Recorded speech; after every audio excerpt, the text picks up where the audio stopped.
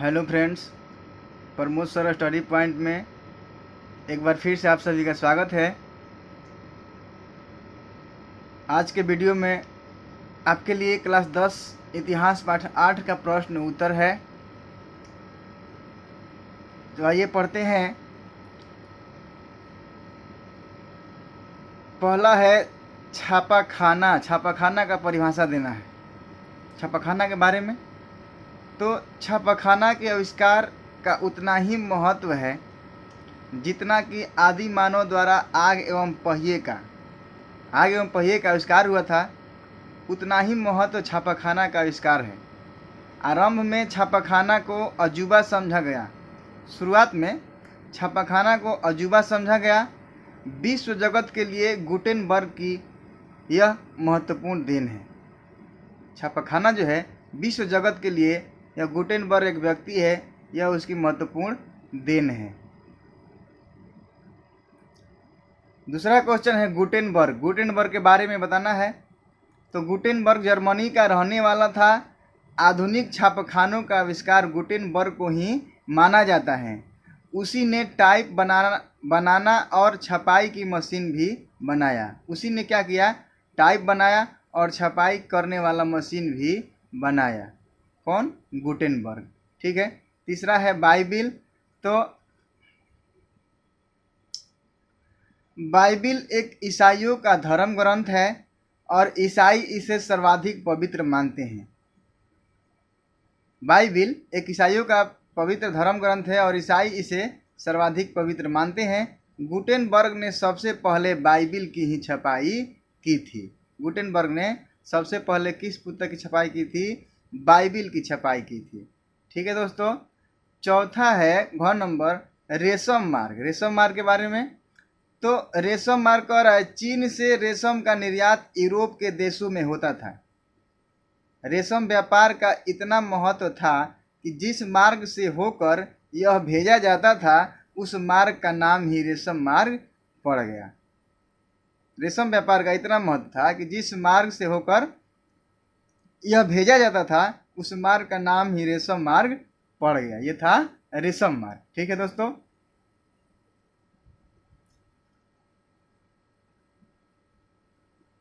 अगला है मराठा। तो मराठा क्या है? मराठा एक उग्र विचारों को व्यक्त करने वाला राष्ट्रवादी समाचार पत्र था। मराठा समाचार पत्र था। तो यह एक उग्र विचारों को व्यक्त करने वाला राष्ट्रवादी समाचार पत्र था।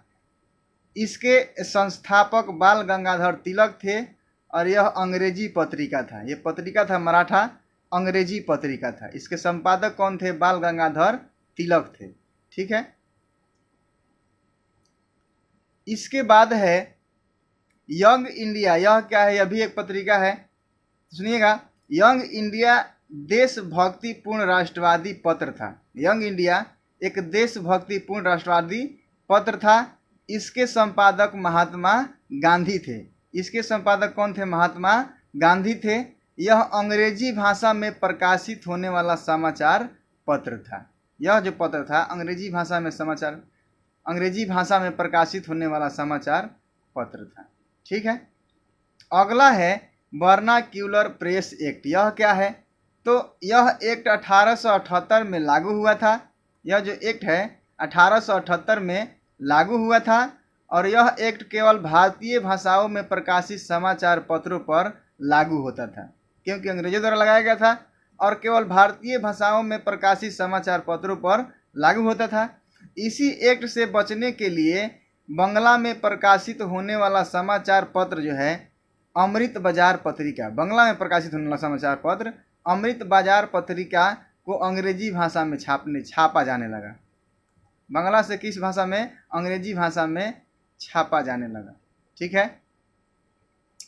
अगला है सर सैयद अहमद खान। ये कौन थे? तो सर सैयद अहमद खान जो है, sir Syed Ahmad East India Company में एक किरानी थे। कौन थे? एक किरानी थे। Sir Syed Ahmad East India Company में एक किरानी थे। ये अंग्रेजों के इशारे पर चलते थे और जिससे इन्हें सर की उपाधि से नवाजा गया। जिससे अंग्रेजों के इशारे पर चलते रहे और जिस कारण इन्हें सर की उपाधि से नवाजा, अंग्रेजों ने इसे सर की उपाधि से नवाजा गया, अंग्रेजों द्वारा। किसके द्वारा? अंग्रेजों द्वारा। ठीक है दोस्तों, आइए अगला है प्रोटेस्टेंटवाद क्या है। ये क्या है प्रोटेस्टेंटवाद? तो प्रोटेस्टेंटवाद का संचालक मार्टिन लूथर था। कौन था? प्रोटेस्टेंटवाद का संचालक मार्टिन लूथर था। जब ईसाई धर्म दो खेमों में बट गया, यानी दो भागों में बट गया, तो मूल खेमा कैथोलिक कहलाया और इसका प्रोटेस्ट करने वाला खेमा प्रोटेस्टेंट कहलाया। ठीक है, इसके बाद है मार्टिन लूथर। इसके बाद है मार्टिन लूथर। तो मार्टिन लूथर जर्मनी का एक धर्म सुधारक था। मार्टिन लूथर कौन था? मार्टिन लूथर जर्मनी का एक धर्म सुधारक था। यह पोप एवं पादरियों के चरित्र में आए गिरावट से क्षुब्ध था, वाकिफ था, जिस कारण उसे धर्म सुधार आंदोलन चलाना पड़ा। इसमें उसे सफलता भी मिली। इसी कारण उसको क्या करना पड़ा? धर्म सुधार आंदोलन चलाना पड़ा, इसमें उसे सफलता भी मिली। ठीक है, ये था परिभाषा देने वाला कुछ क्वेश्चन। अब आइए कुछ प्रश्न उत्तर है जिसका 50-60 शब्दों में उत्तर देना है। जिसमें पहला प्रश्न है, गुटेनबर्ग ने मुद्रण यंत्र का विकास कैसे किया? गुटेनबर्ग ने मुद्रण यंत्र का विकास कैसे किया? तो इसका आंसर होगा, गुटेनबर्ग के परिवार के पास जैतून से तेल निकालने की एक मशीन थी। देखिए कैसे विकास होता है।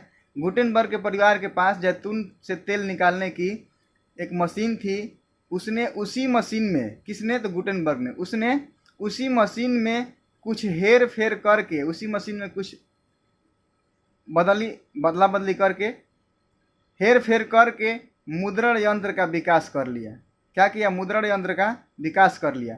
टाइप के लिए 3-4 धातुओं का मिश्रण बनाकर टाइप बनाया। टाइप के लिए 3-4 धातु का मिश्रण बनाकर टाइप बनाया। अंग्रेजी में अक्षरों की संख्या बहुत कम है, अतः टाइप बनाना आसान हो गया। उसके लिए टाइप बनाना आसान हो गया। फिर उसने क्या किया? छपाई जोग स्याही भी बना ली। इस प्रकार कुछ दिनों के परिश्रम के बाद वह मुद्रण यंत्र को विकसित करने में सफल हो गया। ठीक है, अगला क्वेश्चन आपके लिए है कि छापा खाना यूरोप में कैसे पहुंचा। दूसरा क्वेश्चन है, छापा खाना यूरोप में कैसे पहुंचा? तो इसका राइट आंसर होगा कि छापा खाना को यूरोप में पहुंचाने वाला मार्को पोलो था। कौन था? मार्को पोलो था, जो अपनी यात्रा के क्रम में चीन पहुंचा था। कहाँ पहुंचा था? चीन पहुंचा था। लेकिन उसके पहले ही व्यापारियों द्वारा रेशम मार्ग से छापाखाना यूरोप में पहुंच चुका था। उससे पहले ही कह रहा है रेशम मार्ग द्वारा छापाखाना यूरोप में पहुंच चुका था। वहां छापाखाना का उपयोग ताश एवं धार्मिक चित्र बनाने में करते थे। वहां पे छापाखाना का उपयोग किसमें? ताश एवं धार्मिक चित्र बनाने में करते थे। लेकिन मार्को पोलो ने छापाखानों के साथ ही लकड़ी के टाइप भी भेजे। छापाखाना के साथ लकड़ी के टाइप भी भेजे तथा जर्मनी में कागज़ का आविष्कार 1336 ईस्वी में हो गया। जर्मनी में जो यूरोप में है, कागज़ का आविष्कार 1336 ईस्वी में हो गया। ठीक है, चलिए अगला क्वेश्चन है, इंक्विजिशन से आप क्या समझते हैं? इसकी ज़रूरत क्यों पड़ी? इंक्विजिशन से आप क्या समझते हैं? इनकी ज़रूरत क्यों पड़ी? तो इसका आंसर होगा कि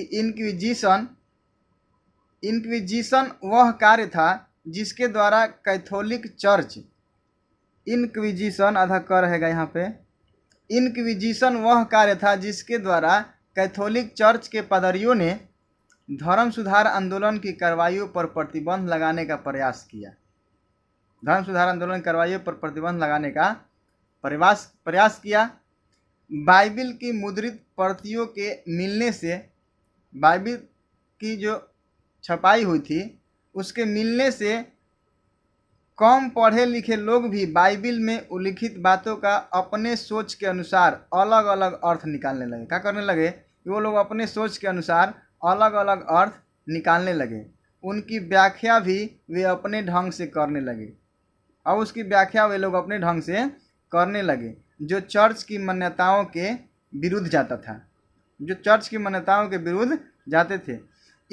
इसको नष्ट होने से बचाने के लिए कैथोलिक चर्च वालों ने इनक्विजिशन को चालू किया। क्या किया?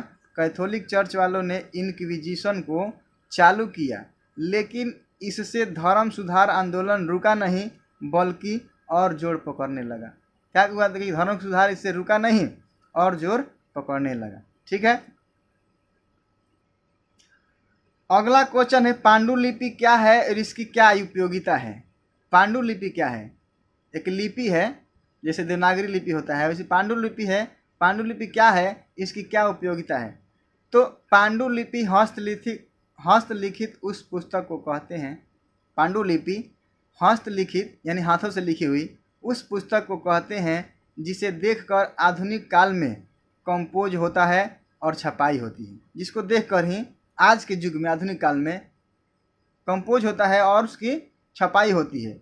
जब मुद्रण यंत्र की सुविधा नहीं थी, जब छपाई की सुविधा नहीं थी यानी मुद्रण यंत्र की सुविधा नहीं थी, तब विश्व में अकेला भारत ही ऐसा देश था, भारत ही था जहां अत्यंत अस्थायी और महत्वपूर्ण पुस्तकें लिखी गई।